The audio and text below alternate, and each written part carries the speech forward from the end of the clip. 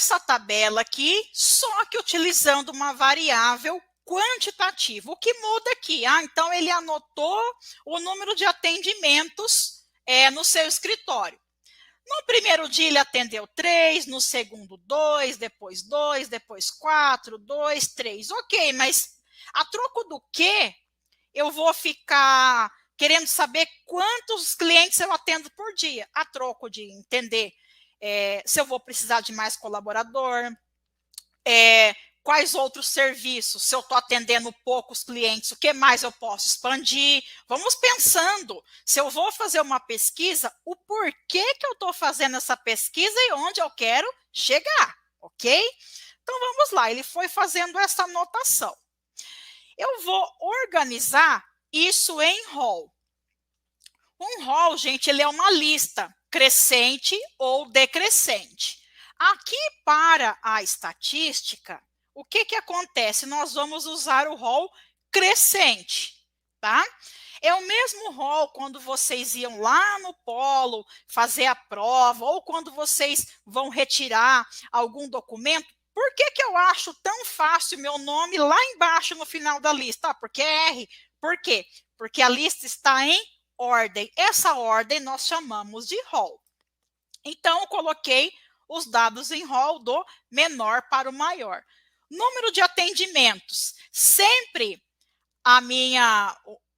onde eu começo é o meu X mínimo, que é o menor valor do rol. É isso mesmo, Alex, para auxiliar na tomada de decisões. Eu vou começar em 2, vai, porque é o meu X mínimo. Então, 2. 2 atendimentos. Quantos dias se repetiu? Então, vamos lá. 1, 2, 3, 4, 5, 6, 7, 8, 9, 10, 11, 12, 13, 14. Então, durante 14 dias, esse profissional atendeu 2 clientes. 3 atendimentos. Então, vamos lá, contar a frequência. 1, 2, 3, 4, 5, 6, 7, 8, 9. 4, 1, 2, 3, 4, 5. E 5, 2. Aí nós temos o total. Então, o nosso total, nós temos 14 mais 9 mais 5 mais 2. 30. Lembrando que até vocês comentaram ali anteriormente, o coração da nossa tabela é a coluna frequência. Frequência relativa. Não muda nada a nossa fórmula. Então, nós temos frequência dividido pelo total vezes 100. Então, nós temos o quê? 14 dividido por 30 vezes 100. Eu vou usar 2 casas decimais. Tudo bem, gente?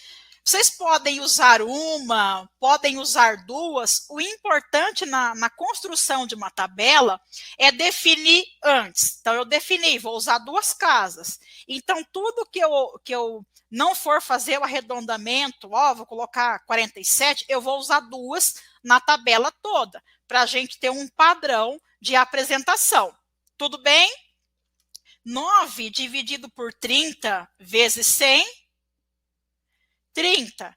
5 dividido por 30 vezes 100. 16. 67. 2 dividido por 30. 6. 66 aqui igual a 100. FAQ continua a mesma definição. E se eu usar, dividir essa palavra em 2, é um acumulado da frequência. Então, eu repito, 14.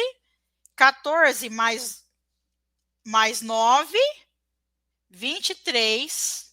23 mais 5, 28. Mais 2, 30. Nossa, aí meu 30 não tem como vocês verem, né? Ficou muito feio. Vamos fazer um 30 mais legível.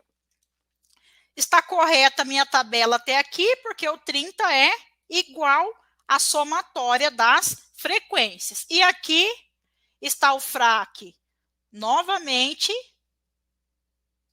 que ele é dado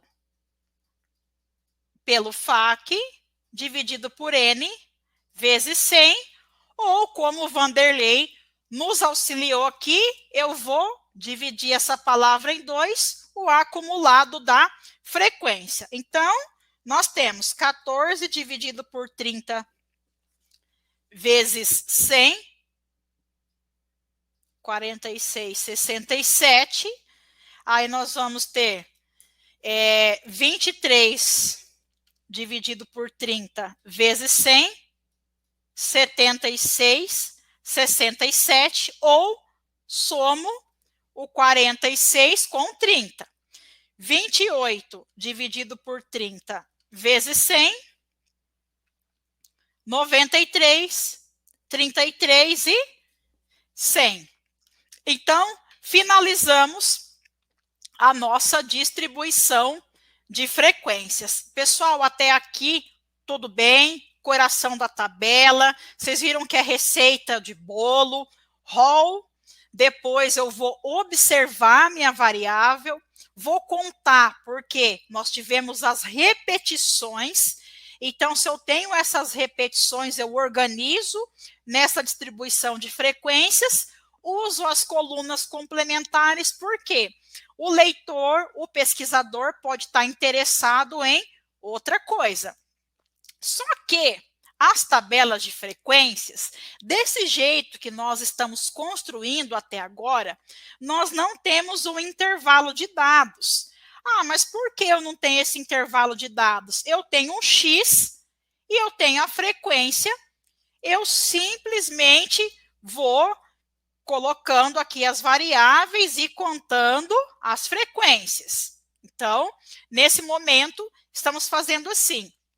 O FAQ tem que dar quanto? Davi, o seu FAQ, ele sempre vai terminar igual à somatória das frequências, ou ele vai ser igual ao nosso total. Tudo bem? Só que os dados nem sempre vão aparecer para a gente tão simples assim para trabalhar.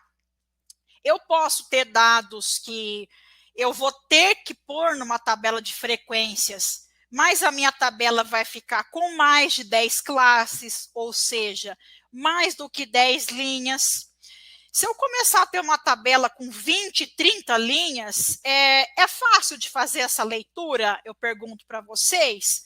Não muito.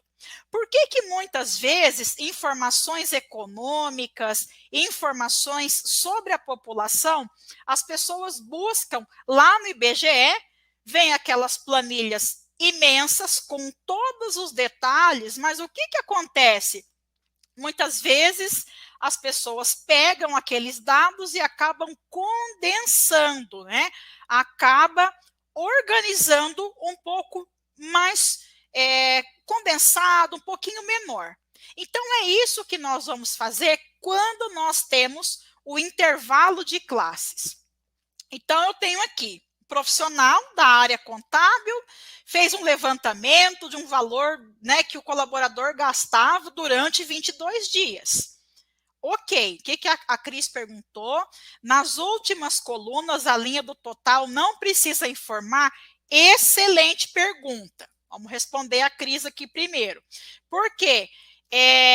Quando você terminou aqui no 30, você não precisa informar. Por quê? Sua tabela acabou quando a gente chegou ao valor máximo ali, o acumulado chegou no final. E a mesma coisa aqui também, Cris, ó. Mesma coisa, eu cheguei aqui no 100%, então eu não preciso somar. Ah, mas por que você somou só a frequência relativa? Porque a frequência relativa, ela significa uma proporção, né, em percentual de cada uma das classes. Olha o que a Caroline colocou.